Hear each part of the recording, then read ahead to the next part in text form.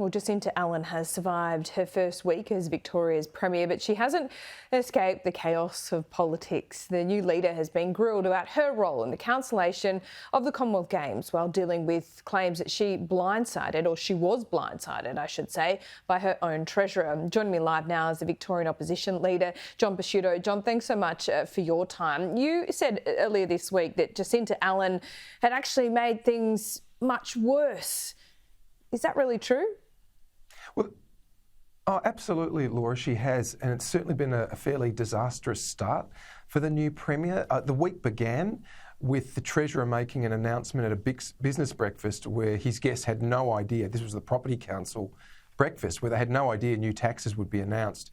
The Premier had no idea new taxes were being announced that morning, and neither did the Assistant Treasurer, Danny Pearson. So the week began on that kind of discordant and dysfunctional note, and the week continued pretty much in that vein, Laura, and it went to the point of the Commonwealth Games. We pursued the new Premier in Parliament during question time, particularly over what she knew and when she knew it, and we've got the extraordinary situation now, Laura, where the Victorian Premier has said that she knew nothing, I stress, she knew nothing about the possibility of the Commonwealth Games being cancelled before the 14th of June, which was conveniently enough the day after she had given evidence to Parliament that the Games were progressing tremendously well. So now we've got a committee of inquiry which will commence hearings, Laura, on Monday, which will be pursuing that question now and others. So the Premier has put everything on the line now and we'll be testing that in those hearings. Yeah, OK, I'll get to all those details because they should be tested and we'll flesh them out here. But just on that central claim that she's made, the lives of Victorians way worse in just a week. I mean,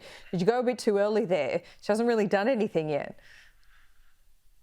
Yeah, look, I understand the question and it's fairly enough asked, Laura, but the thing is, by the end of the week, we'd had the Allan government introduce a bill, a state taxation bill, which outlines a raft of new taxes, not just the two that the Treasurer announced earlier in the week, but a range of new taxes which, Laura, for our national audience, were a surprise to everyone because about 3 weeks ago, Daniel Andrews announced a housing policy which was supposed to be a sweeping and landmark set of reforms to address the crisis of housing and home ownership and housing affordability in Victoria. There were no taxes mentioned in that statement and all of a sudden we get a raft of new taxes presented to Parliament that no one knew anything about.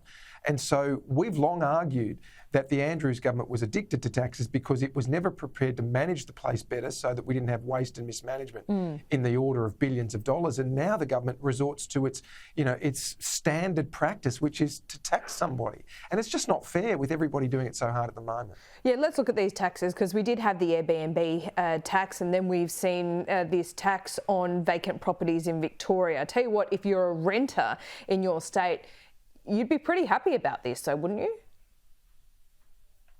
Well, you would be if you were told the truth by the government that it would lead to an increase in supply. But we've long argued, Laura, that Victoria now has become the hardest place to invest. And we're certainly convinced in the coalition that I lead that the key to growth in the state is not taxes and ever increasing taxes, it's actually making Victoria a better place to invest. And why is that important?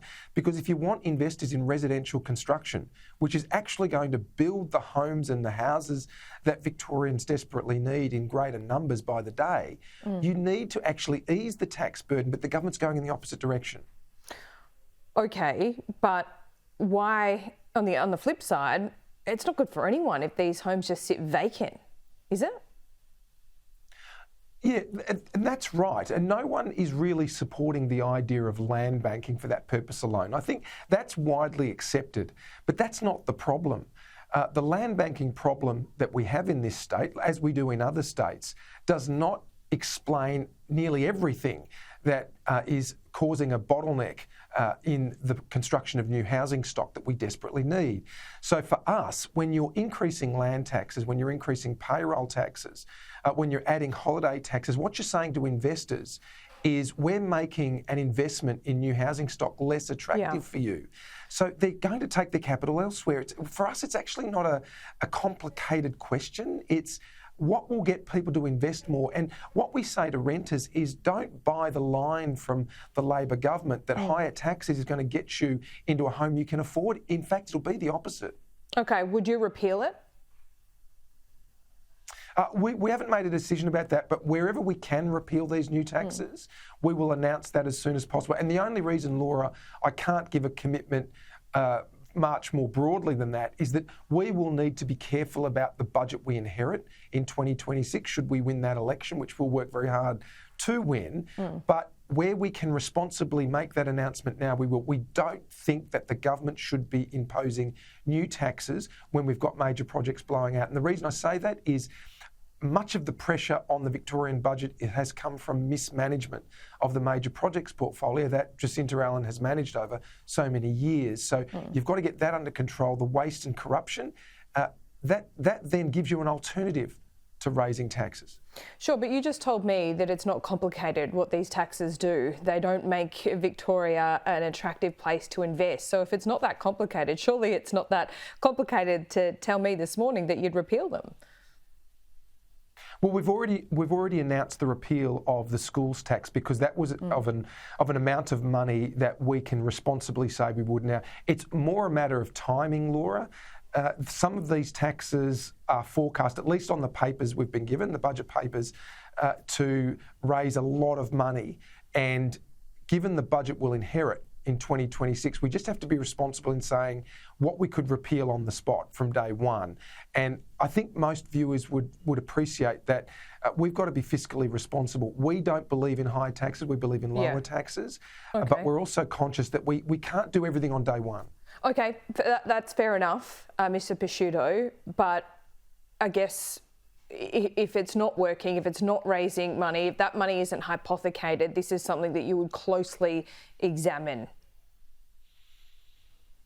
Oh, absolutely. And it may well be, and we'll make this decision in the next week or so as Shadow Cabinet deals with it in the coming days, that given the amount of money it raises, if it's not a significant amount of money, and we'll have to, that'll be a question that takes into account a whole lot of things, but if it's not a significant amount of money, we will be able to make those commitments to repeal more readily, if I can put it that way. Yes, you can.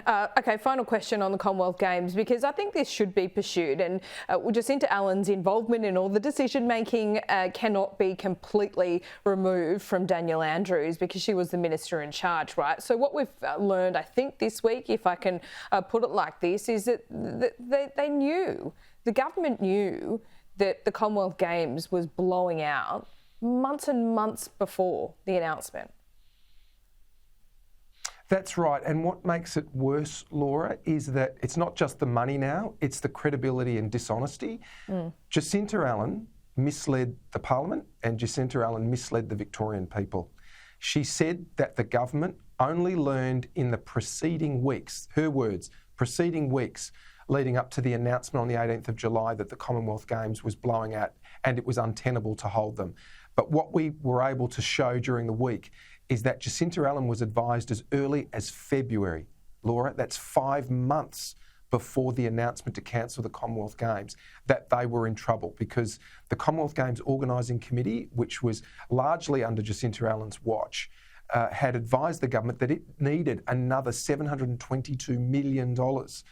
That accounts for a big size, or a big proportion, I should say, of the total blowout that the government is claiming. So the government has been found out lying to the Victorian people that it was only in the preceding weeks when it was clearly at least 5 months, possibly even earlier, but the committee will look into those. So it's not just, Laura, a question of the money now, it's a question of dishonesty. And the people of Victoria, as with elsewhere across the country, you need to be able to trust your government. And there's more evidence that Victorians can't trust this government. Okay, John Pesutto, thanks for your time as always. Thanks, Laura.